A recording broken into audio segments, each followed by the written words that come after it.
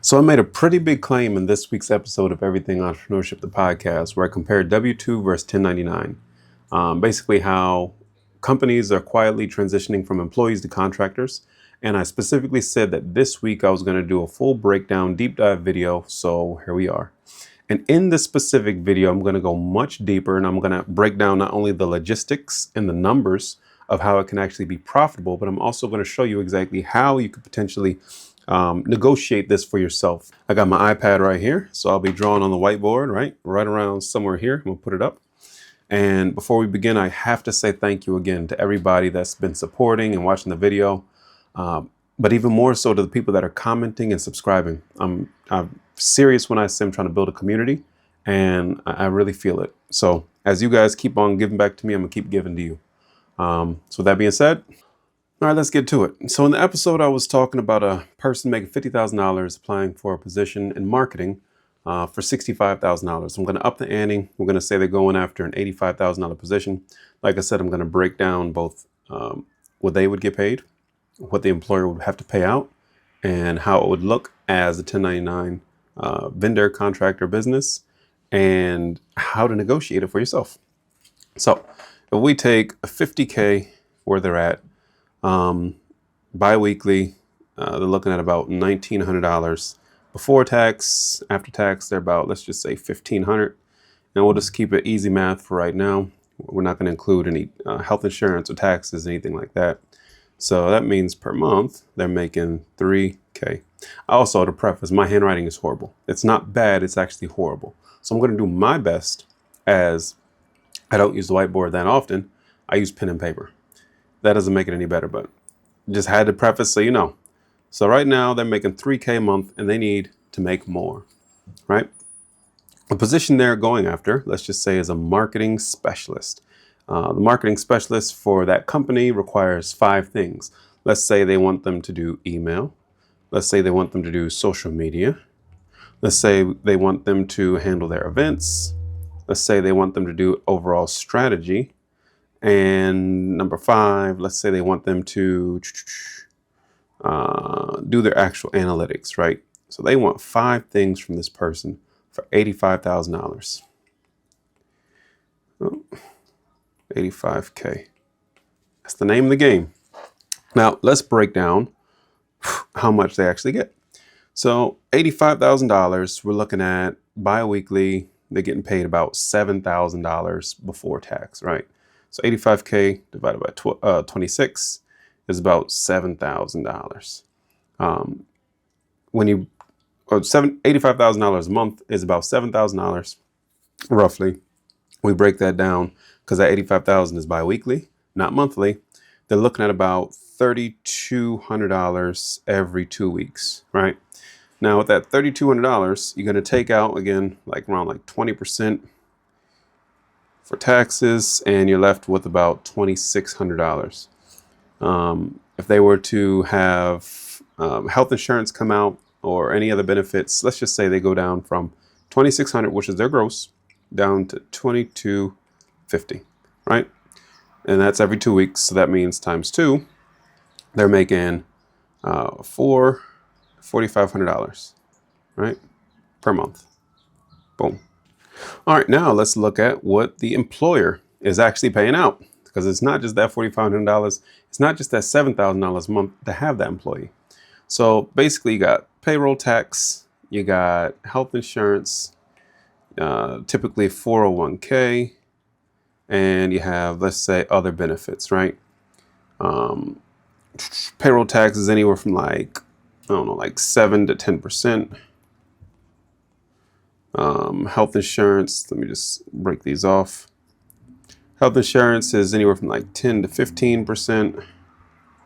Oh my goodness, this is horrible. I'm sorry, y'all. 401k, if they're matching, that's about 3 to 5%. And other benefits can be anywhere from like, I don't know, like 2 to 3%, right? So what does that look like in numbers? I mean, it's payroll tax, they're basically paying out $6,500 to about $8,500, right? A month. Health insurance, What is that? 10 to 15% is about 8,500 to about 12, let's say 7. 401k match, 3 to 5%, that's like 2,500 to about 4,200. And then if they just have other benefits, 2 to 5%, you're looking at about 1,700 to about 2,500, roughly, right?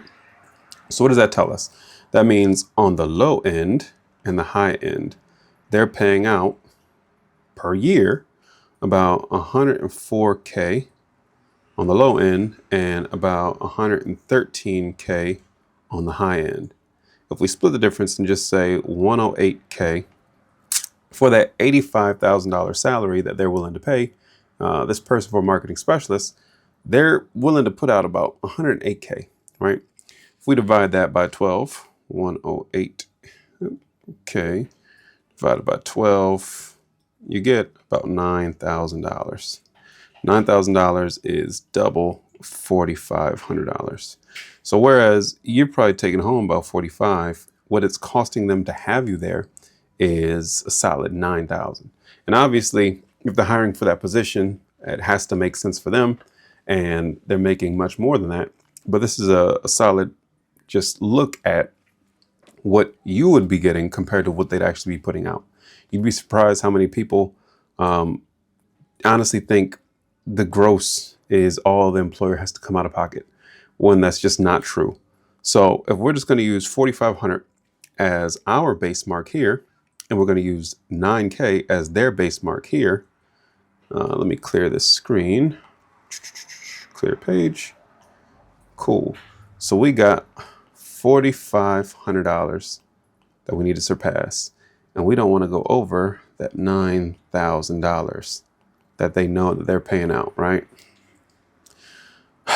How do you actually position that as a 1099 contractor, right?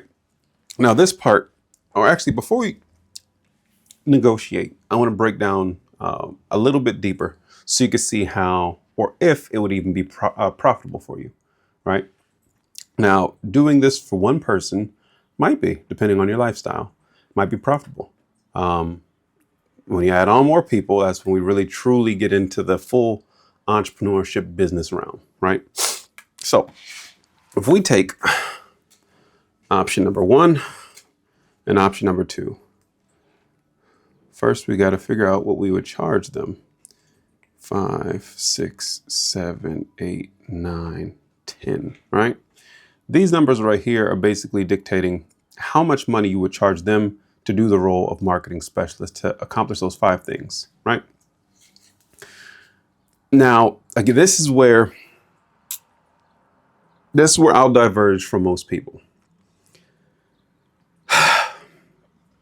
Yes, you don't need to be working a job. You can be a 1099 contractor. Just do it.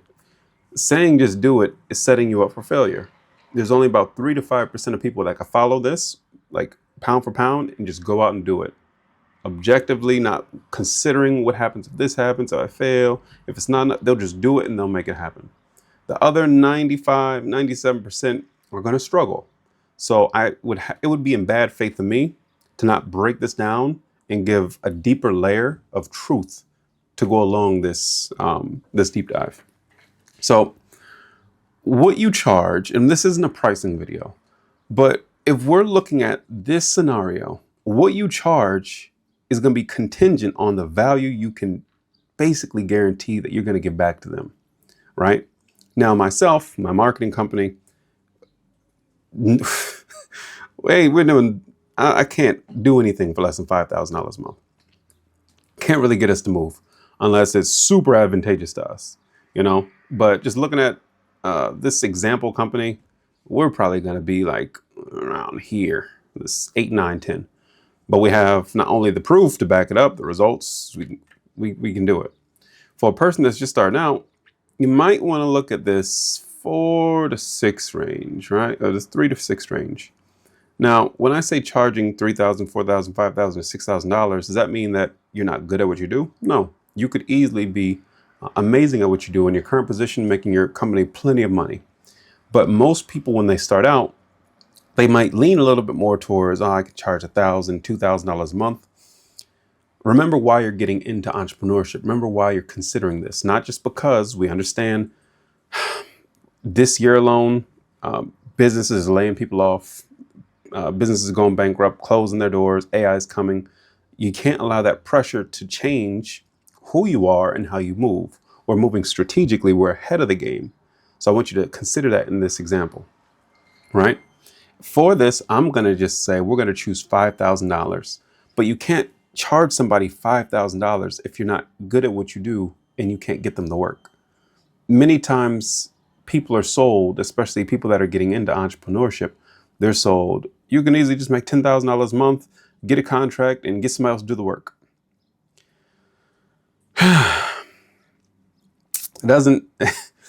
It's not that simple, right? It can be. It can be.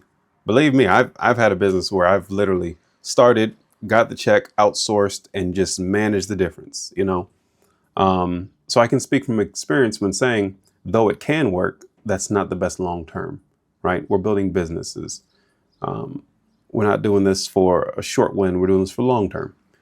So back to the example, right? If you're going to charge them $5,000 to do this job that's going to basically do these 5 different things, and you know that they're willing to put out $9,000 a month for their employee, we have to make the deal somewhat advantageous to them. So by coming in at a lower price is going to pique their interest to an extent. Depending on the company, they might say, that's too low. What's wrong with you? Somebody else might say, you're coming in as a 1099 contractor. Like, what have you done? Right? You have to be prepared for this stuff. Again, it would be wrong of me to just say, oh, you could just do this. You can do this. You can do this. You can do this, but not show you how. Right? But let me finish this example, and then I'm going to go into the actual negotiations and stuff like that in a moment. So if we say that we're going to charge $5,000 for our services, right? To do that, $5,000. You want to take into consideration taxes. You always want to make sure, because as a 1099, as a contractor, as a business, you're responsible for your own taxes. Your employer, as a W-2 employee, they take care of that. Most people say 25%. I'm a worst case scenario person. Let's say 30%. That's $1,500 we're putting aside from that, which takes us to $3,500, right? And then from that, you also have to cover your operational costs. Let's say the operational costs, like the software, systems, materials that you use to fulfill the service, to get them results. Somebody could pay $500 a month for that. You can go on the high end, get the second tier stuff, and do $1,000 a month for that, right? It's up to you. Or you could do the $500 and then you can have a rude awakening that when you're self-employed, you're responsible for your health insurance, and it's not as easy as when you're employed. See, there's benefits to each, and it's all about you and your situation as to what's best. Well, basically, if we just say worst case scenario, it doesn't cost $1,000 in operational expenses, but we're going to add in our health insurance as well. So we take that $3,500, take away $1,000, and you're at $2,500 a month that you're profiting for the most part, right? Now, $2,500 is not the same as $4,500. You're actually down, what is that? Almost half. Yeah, you're down $2,000, right? But this is what it looks like for one client. I wanted to take a quick moment for those of you that are watching this and thinking to yourself, I need a game plan around me. I need that second or third form of revenue, form of income. I need to get into entrepreneurship the right way. I do offer one-on-one consultations, and I'd be happy to help you out. The link is down below. All right, back to the video. I'm going to show you what it looks like if you have a second. So if you have 2 clients that you're doing this for, and depending on your personal circumstances, depending on how much money you have in the bank, depending on if you can start this in some capacity without breaking or breaching a conflict of interest or non-compete clause of where you currently are, you might be able to handle one client while you're still working. All that's why we have Everything Entrepreneurship, because we go over everything, So we just go through this example. If you have 2 clients, let's say you're going to get the second client for $5,000 a month too. So now we're at $10,000 a month. The coveted number. I don't need K on there because it's 10,000. $10,000 a month, right? Now from that $10,000 a month, we're still taking away 30% for taxes, which gives us $7,000, right? Now, just because we have a second client doesn't mean we need new softwares, new systems. We can probably do the same thing with the same systems and softwares and accounts that we have for the one. So that number isn't going to change. So we can keep that at $1,000, right? You take $1,000 from that 7,000, now you're at $6,000. 6,000 is $1,500 more than the 4,500, right? And this is where the wheels start to move. Whenever I do like a one-on-one consultation with somebody, they start to see, okay, if I have 2 clients, I'm at 6,000. And if I get 3 clients, at that point, $15,000 a month. Again, you might take on a little bit more operational cost. You might want to bring in some help. And that's when you might want to outsource different parts of your work, opposed to just trying to outsource the whole job. But in this breakdown, you're able to see very quickly how 1 can get you in, 1 can get you in the door, and 2 can get the job done. As Bo Rake says, 10 will get you in, 10 can definitely get you in. But I'm going to show you exactly how you can actually get $10,000 a month, not as a vanity metric, right? So what do I want to do? Do I want to tackle the second example first, or do I want to, that's what we're going to do. We're going to tackle the second example. I'm not going to give you too much of my handwriting anymore. So I'll clear this for now. Let me clear that out. Cool. Stop that recording. Okay. So that was an example of somebody that's in marketing trying to become a contractor and convince somebody that's hiring for a marketing position that they're their person. And I just showed you how having 1 can get the job done, 2 can definitely do it, and 3, you're in a really good position, right? Now, for those people that don't have a specialized skill or a super high value skill like marketing, right? You could do this with different things. For everybody watching that, in their eyes, believes they have a regular job, right?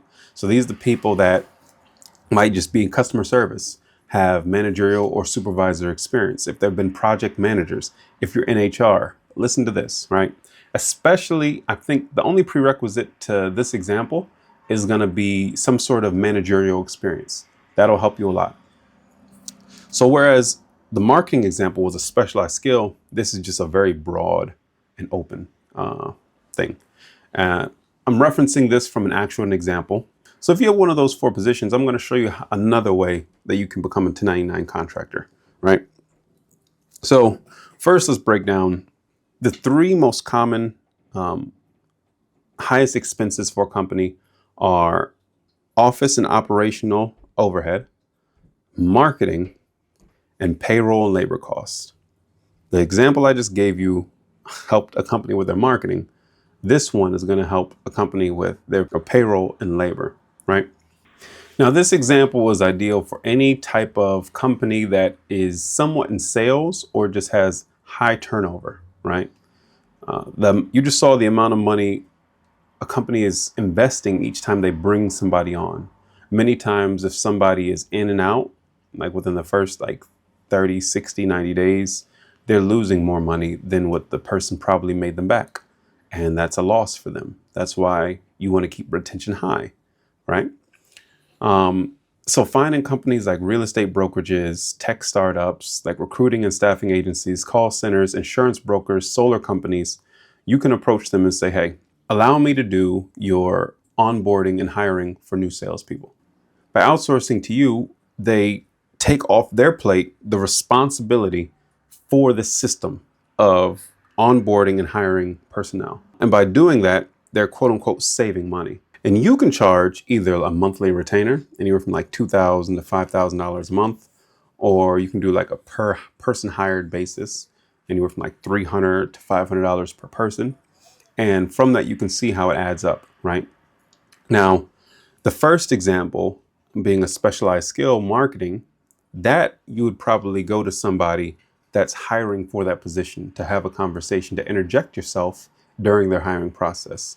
This example and others like it, you're more so sourcing or going after companies that are just in these industries. They might not necessarily be hiring for a HR or onboarding person. They potentially could be, but this is something that you might want to bring to them so that you can show them, hey, you're putting out a lot of money. I can be your solution to that. And I prefaced it briefly with the marketing example. It's going to require a little bit of experience. Now, whereas I'm breaking down how you can do this, I don't want to confuse anybody and just say, by me saying I'm going to show you how, I'm going to show you how you can do it right now today. If you have specific experience, you could follow that marketing method, right? For that position.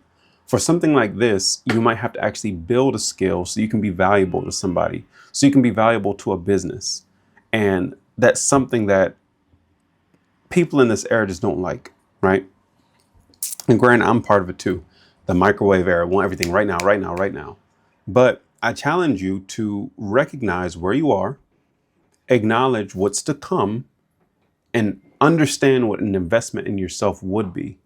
Not a financial investment, but an educational advancement, an educational investment to learn a new skill. In this instance, it's onboarding and basic HR. It's not anything that's rocket science. It's a job that can be taught. It's not like a lawyer or a surgeon, doctor, something like that. You can, in many ways, figure out exactly how to do this. Offer a free trial to a company. The list goes on. Again, that's for entrepreneurship. But I don't want to make it seem like just because this is an option, I'm telling you to go out and do it now. In this instance, if you're a person that doesn't have that level of value, if you don't have that skill, there's nothing wrong with taking a couple months to just hone in, lock in, and get good at something.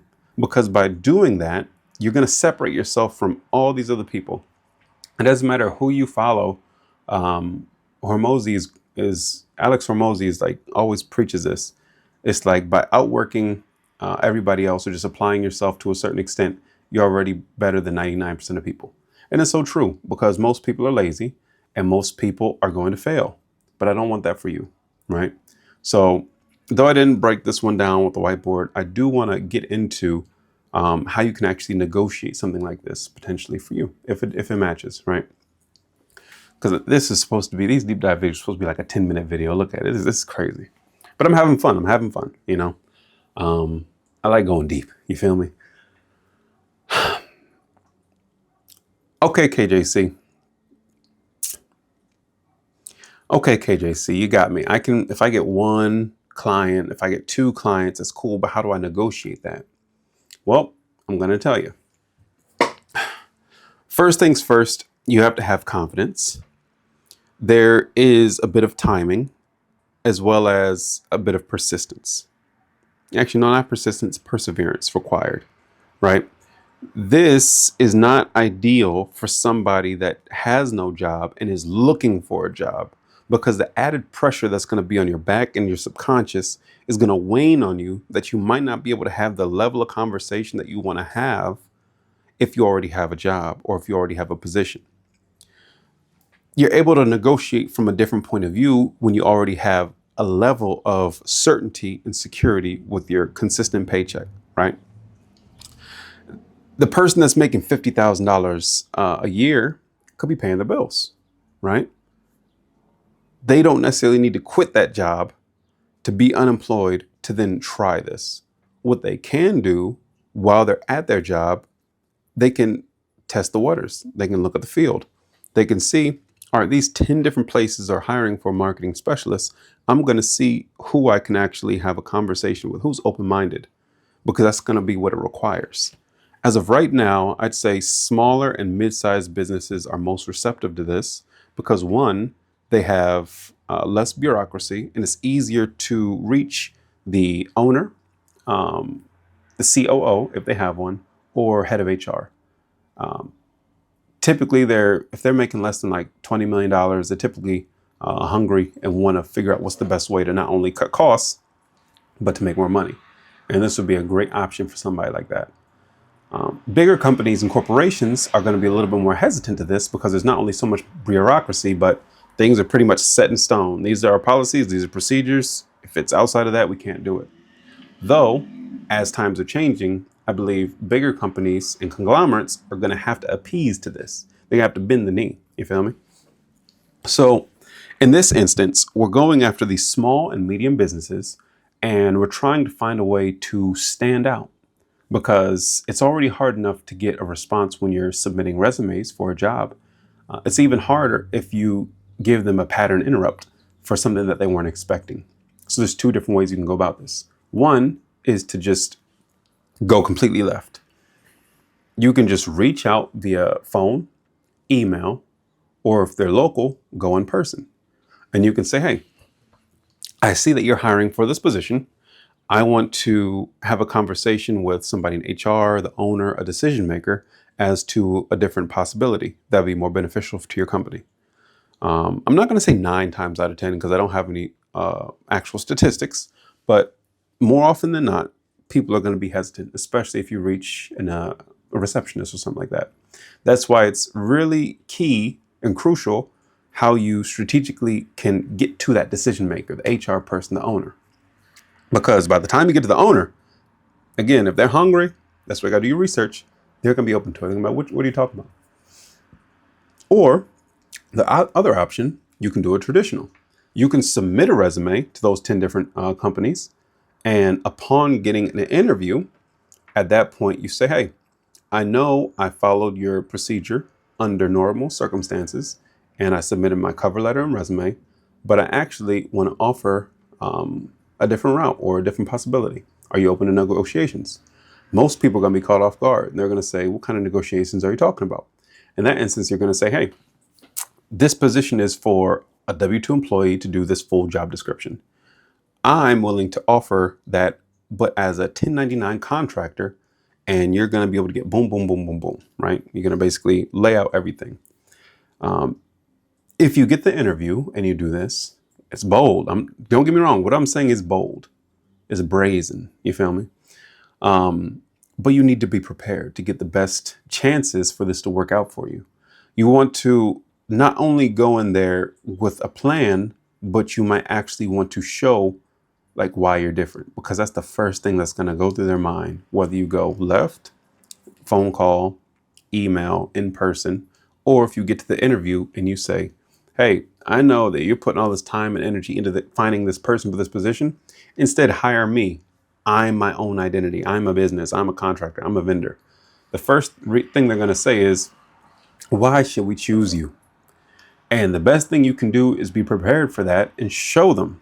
If you have any level of portfolio, any past work, if you have any testimonials, if you have anything that you've put together in preparation, that's going to wow almost 10 out of 10 people, because a person going to interview is very standard, very formal. Okay, cool. I'm on the Zoom or I'm in person. You ask me questions. I ask you questions. This is what the job entails. Boom, boom, boom. By doing that pattern interrupt, by taking it left, and if you were to present to them, hey, I have this for you and this for you. I was expecting 4 people. I see we only have 3. So I'll give you guys 3 and I'll hold on to this one for now.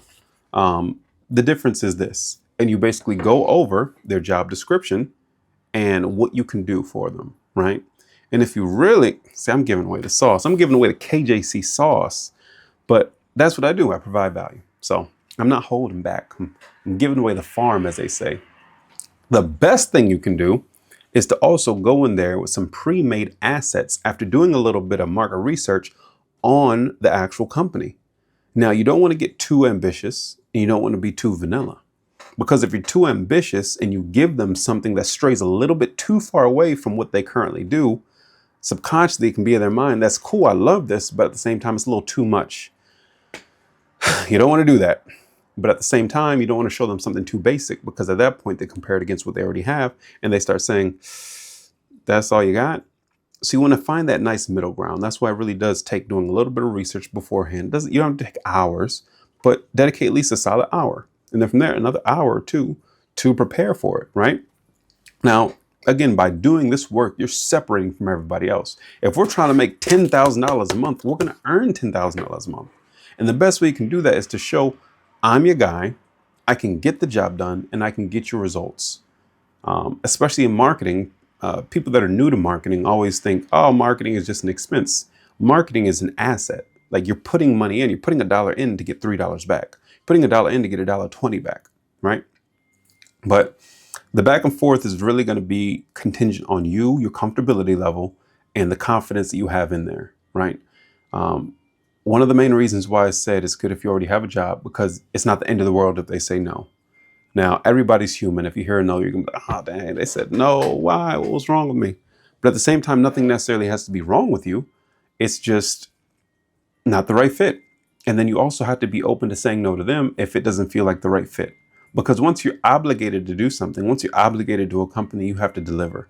You have to deliver on time. There are a lot of benefits to being your own boss, working remote, making your schedule, stuff like that. But at the same time, you don't have the structure that was given to you, allotted time to do the work. Everything is on you. But again, that's another reason why I started Everything Entrepreneurship, so I can get people into entrepreneurship the right way. It's a long deep dive, isn't it? Golly. Whew. I never thought I'd be annoyed at an ice cream truck. How dare an ice cream truck try to give kids ice cream while I'm recording? The audacity of KJC, right? All right, so I think I went over everything. This is much deeper than the podcast episode. I got to do a much better job of making these tighter. You feel me? But this is what I do, you know. I mean, I do marketing, obviously, my company, but I like diving deeper in these videos. So with that being said, I'm going to bring this video to a close. If you made it this far, that's huge.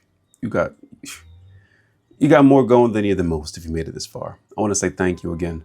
I'll see you guys in the next podcast episode. If you haven't already subscribed, hit subscribe. It's right there. Hit the button. Yeah, got some good stuff coming for you. Yeah, I guess I'll talk to you guys later. All right, bye.